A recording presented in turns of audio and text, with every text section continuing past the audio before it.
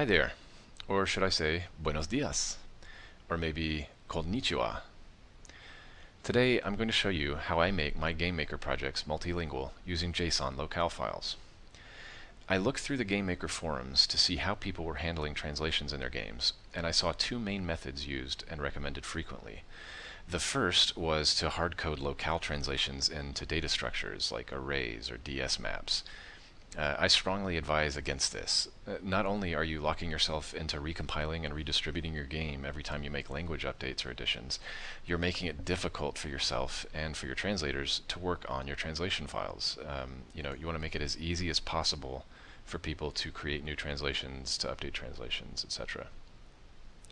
The other popular method that I saw for translations was to use INI files, using GameMaker's built-in INI underscore open, INI underscore read underscore string, etc. There's nothing wrong with that, but there's no industry standard for INI file formatting. If you ever switched game engines, or if you ever wanted to repurpose your translations for other things, you'd probably have to remake your locale data files in some other format. So this is why I recommend using JavaScript object notation. It's also known as JSON. It's a multi-industry standard. There's a ton of support for it. It's used all over the world in every IT capacity. It's a no-brainer. And more importantly for us, most, if not all, major game development engines like GameMaker Studio 2, Unity, Godot, have built-in support for reading JSON data. Now, I'm a firm believer in the Perl programming philosophy of there's more than one way to do it, and I don't claim that my method is superior to anyone else's, but I think it's a clean and simple system that can be easily adapted to any game or project, and it can at least be a foundation for you to work from. Okay, one more note. The system that I'm building uses the ISO 639 two-character language codes. That means for English, you use the two-character code of EN. For Spanish, you use ES. For Japanese, JA, etc. And that's because, well, again, it's a standard, but also GameMaker's built-in functions will use those character codes as well. They have a built-in function we'll see in just a minute that gives you your player's native language, and it does so by returning the two-character code that represents that language. Okay, enough of me blathering. Let's get to work. I've created a new GameMaker Studio 2 project, and I've gone ahead and added two rooms to the project, rm underscore init and rm underscore title. Now, this init room, it's always the first room in the stack. That means that GameMaker runs that room first. This is something I do in all of my GameMaker projects, and it's where I drop all of my persistent objects that need to run at game startup before anything else in the game happens. Right now, there's only one instance object in the room, and that is the rm underscore init, or the o underscore rm underscore init object. I'm going to go ahead and close the room and free up my space here. And this object, it's not persistent. It only does two things. First, in its create event, it sets an alarm, and it says wait one frame and allow everything else that's in this room to do its thing. In other words, let all of my initialization scripts run. And then after that one frame, move on to rm underscore title, my title room. Now, my title room, that would be my game's main menu title screen. And if I open that room, you'll see it has absolutely nothing in it other than the o underscore rm underscore title object. So let's fire that up. This object, again, not persistent, but it is visible because I'm going to be drawing some things to the screen. Right now, all it has is the draw GUI event. You can ignore the key up event. We'll get back to that in a second. And all this does is say, hey, set my font to my default font. I've gone ahead and added a font to the game and titled it FNT underscore default. So it says set the font to that, and then draw some text to the screen. It's pretty simple, right? Let's go ahead and run it. Okay, so there you go. It says, hello, this is English. Of course, now we want the ability to show the game's text in different languages that the player can choose from. And by the way, the sooner that you take care of this in your game, the better. There's nothing worse than picking through every line of code to convert all of the game's rendered text into translated text.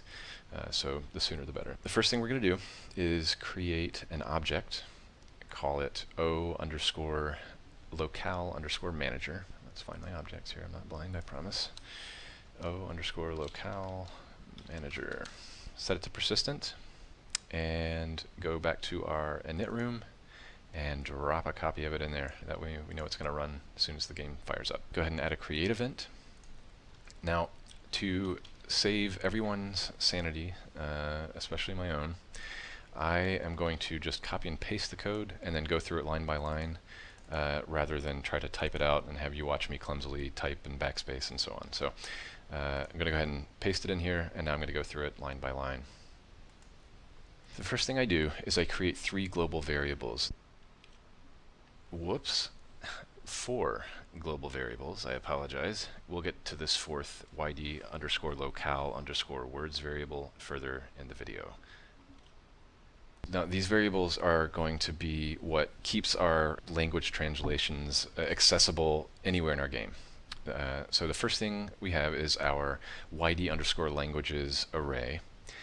Just a simple one-dimensional array, and that's going to, when you'll see later in our code here, as it loads in our locale files, it's going to populate this array with those 2-character language codes, en, es, etc. And then we have our yd language index, and that just stores where we are currently in our list of languages. In other words, when a player switches from English, let's say that English is the first language and so its index is 0, maybe they switch to the second language, which has an index of 1, maybe that's Spanish. That's irrelevant, but we do need a place to store that information, because the system I'm setting up just lets you cycle through the languages. I think a pretty elegant solution to languages in games is in the main menu and in the options screen to just have left and right arrows beside the name of the language, right? Why bother creating complex drop-down select lists and so on when you can just let people kind of cycle through the languages, and unless you have 1,000 languages in your game for some reason. And then finally we have our locale map. Now this is the big beef here. This is going to contain all of our translation data. Okay, it's going to store it in one DS map per language, referenced by the 2-character language code. So en will map to a DS map of all of our English translations. Next we have the default language and native language variables. These are just temporary variables, and what those are going to be used for is they're going to allow us to have a default language as well as know what the native language is of the player. Now I'm setting the default language to English, because I know my game is going to have English. GameMaker has this wonderful built-in function, os_get_language, and all it does is return the 2-character language code of the player's native language. That way we can have a kind of a hierarchy of language choice, and so when the first time the game runs, it's going to say, hey, see if we know the native language, and if so, use that, because that's great. Otherwise, use the default language, which is whatever we set that to, in this case English. Now, why do we have these index variables here, and why are they both set to 0? This is because as we loop through our locale files further down in the code, we're going to keep track of where in our list of languages each of these languages are. It should make sense as we go.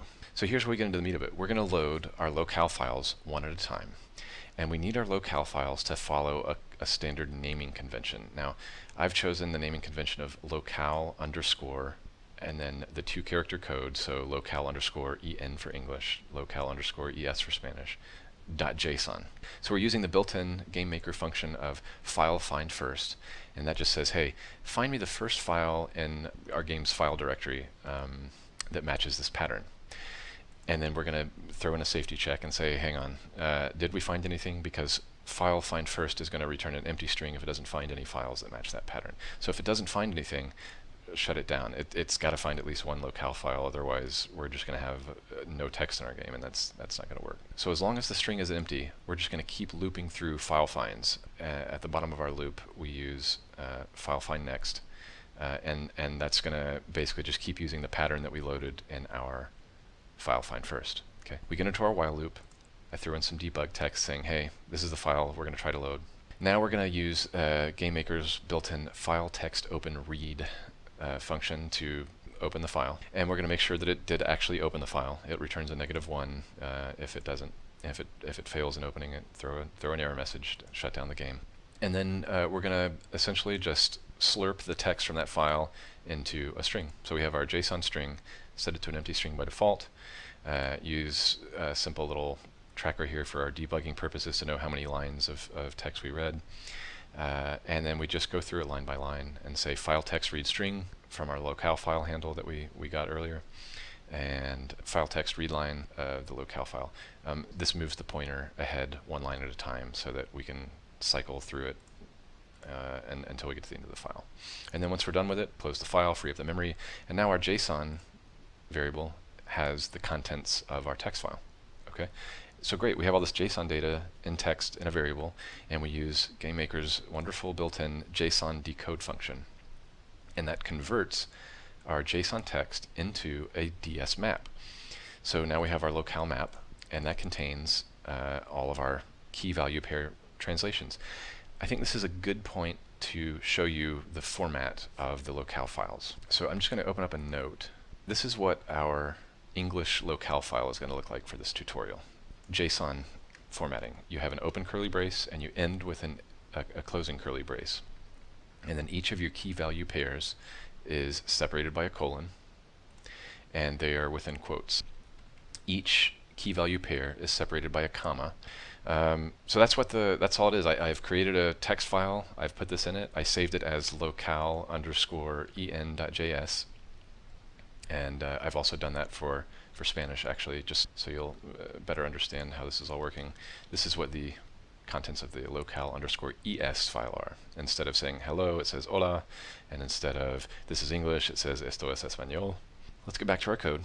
We have decoded our JSON into a locale map, a DS map, excuse me.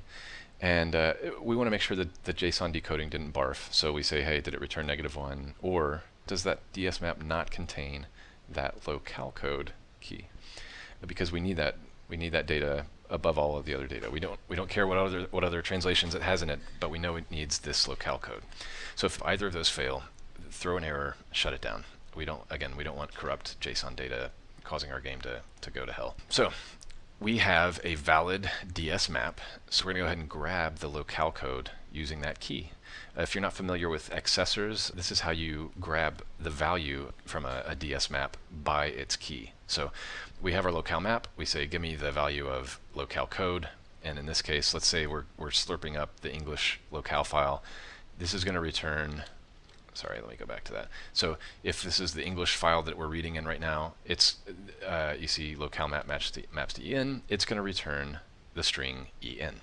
So now locale code contains en. And now we're going to go back to our global locale map and say, okay, add a value for en of all of the locale data that was in that JSON file. And that, what does that do? Well, it lets us easily now access language data based on the 2-character code. We can say at any point in our game, whenever we change the languages, or who knows, maybe we want to grab a translation from a different language even though we're using another language. Whatever the case is, this lets us reference the language data by its 2-character language code, right? We can at any point now say, hey, global locale map access by en or by es or whatever. Now, this is where we get into the native and defaults.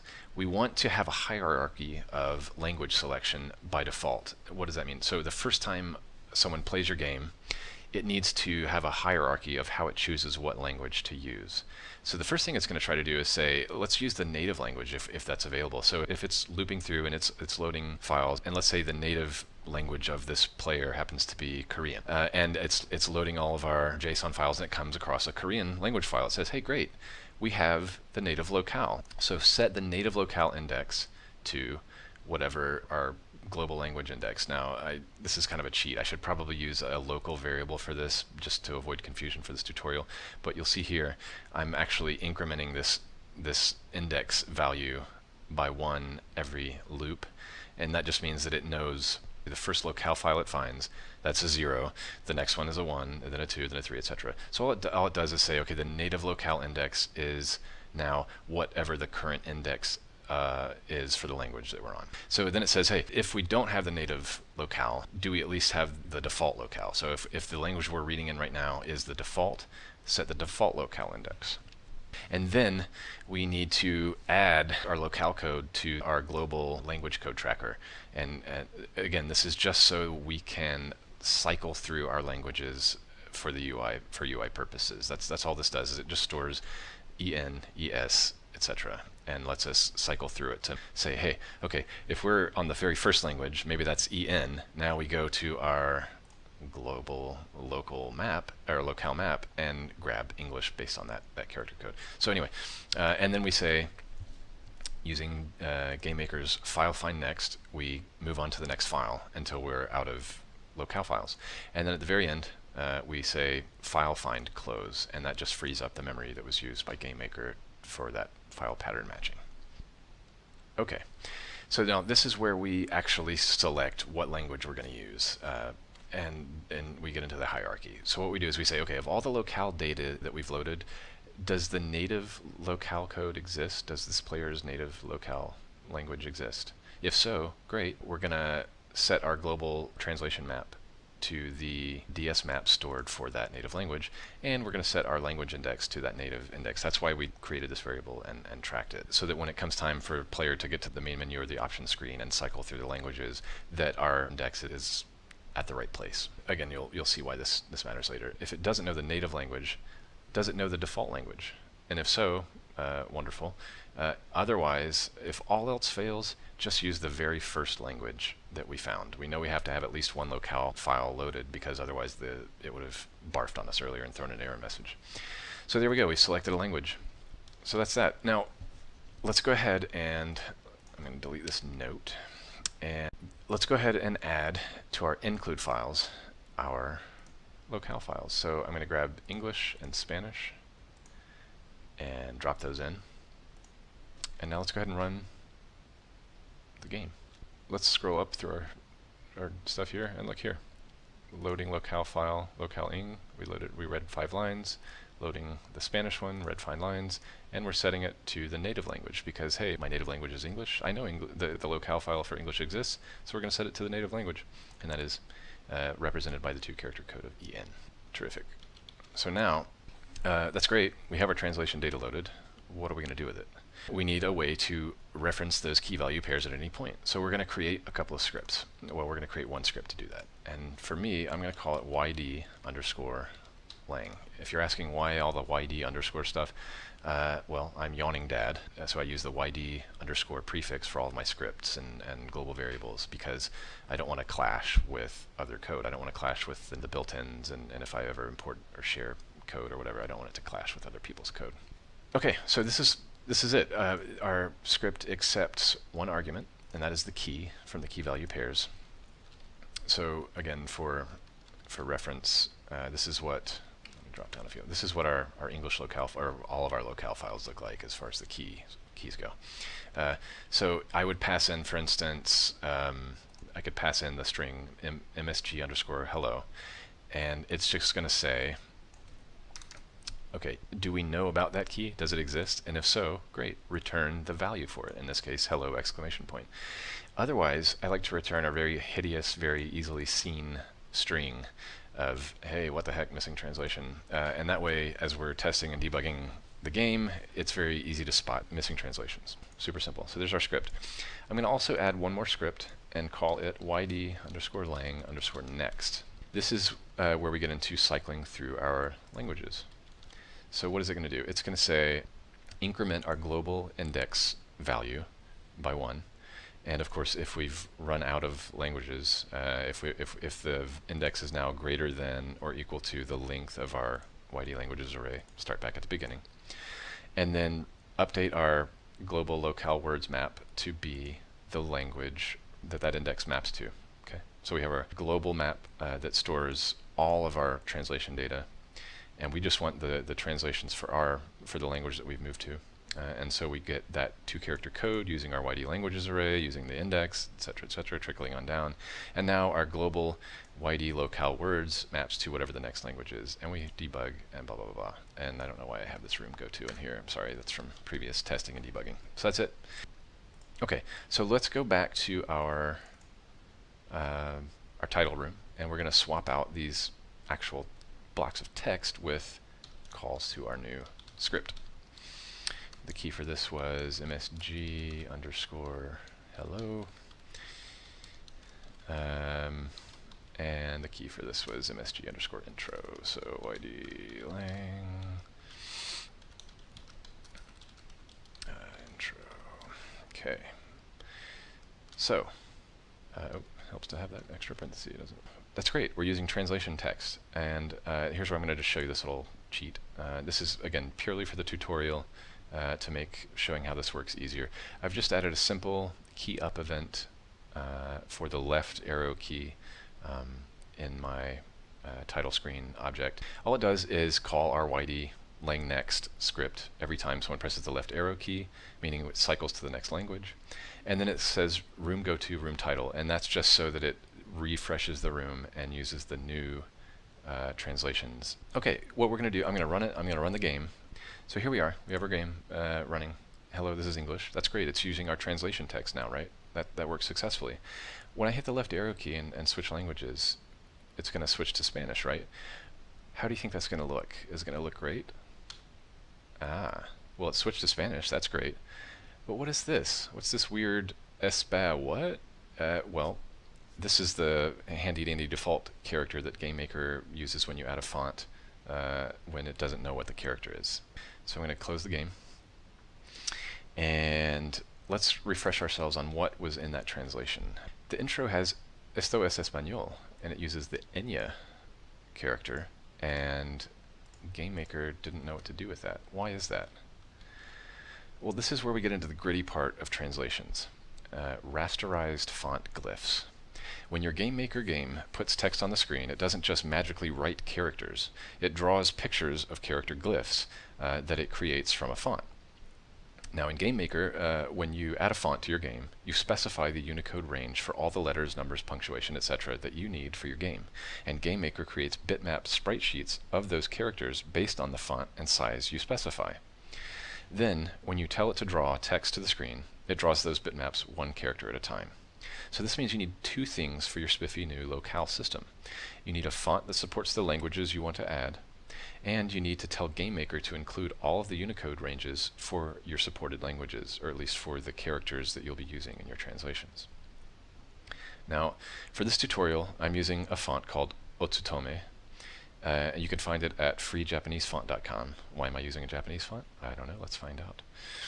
Now, here's a funny thing. Let me go open up my font. Check this out. You see besides select font, it's a bunch of question marks. This should give you encouragement, if not a chuckle. This tells you that Windows and GameMaker also struggle with translations. Now, I don't know enough about the internal workings of GameMaker's UI system, so I don't know if this is a Windows issue or a GameMaker issue, but somewhere along the line it does not know how to render the name of this font, because I believe the font's name is in Japanese in the font file. Doesn't matter. I know what it was. I was able to find it. Here's our font. Now check this out. The default range is the Unicode range of 32 to 127. Now that's the decimal range. When you look up Unicode ranges, they tend to be in hexadecimal, and you just quickly fire up a hex to decimal converter like your built-in calculator or Google. Okay, so right now we have this range of 32 to 127, and you can scroll through here and see all of those characters, right? Well, you'll notice that none of those characters is the Spanish ñ. So what are we going to do? So I'm going to set this instead of 32 to 127, which, by the way, if you just go in here and click normal, it's 32 to 127. So, but I'm going to jack this up to all the way to 255. Add the range. And now look, what do we see here? All those extra characters, including ñ. So now if I rerun the game, if I hit the left arrow key, look at that. Hola, esto es español. And the ñ character works, and we can happily cycle all day long. We have a working locale system, a translation system. How about that? All right, now here's where I'm going to show you the real power of this system, or at least maybe it's not power, but it's certainly something that accommodates my laziness, and that is auto-loading of locale files. So let's say a fan of your game is fluent in Japanese, or fluent enough, and they want to create a handy-dandy Japanese translation file for your game, and then share it with the world. All they have to do is open one of your existing locale files and translate all the translation values into Japanese, save it as locale_ja.json, and drop it in the game folder. And then you can, hopefully they email it to you, you include it in your next distribution, and the world is a better place. I've gone ahead and created a Japanese translation file. All I do is add it into my include files. Now, if I was a player playing the game, I would just simply drop it into the games directory with the other locale files. So that's it, all I've done. I rerun the game. If you look at my debug text, you'll see that it's loading. Let me scroll up here. Look at that, it loaded the Japanese file by default. Now here's where we're going to get into that character coding issue again. The font glyphs, watch. Spanish, great. Japanese, not great. So I'm going to go back to my font, and for speediness, I've gone ahead and added the ranges that I need for my translations. If you're curious, to cover all of hiragana and katakana, which are the Japanese phonetic characters, it's 12,288 to 12,543. And then I've included some of the kanji characters that I need. I don't recommend including all 21-odd thousand of them because that's a lot of bitmaps and a lot of compression and a lot of ugliness in your font. Anyway, so, all right, let's rerun the game. Hello, this is English. Hola, esto es español. Hey, look at that. Konnichiwa. So, there we go. We have our working translation system. Now, as I said, I've included some resources in the description below, including the script files and the object create code. That's the meaty bit of this that does all the heavy lifting. This has been my very first video tutorial, so I apologize if it was incoherent, confusing, or just all around crap.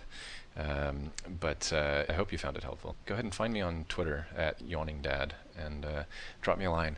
Let me know what games you're working on. Show me what really awesome things you're creating, and show me your new translation system in action.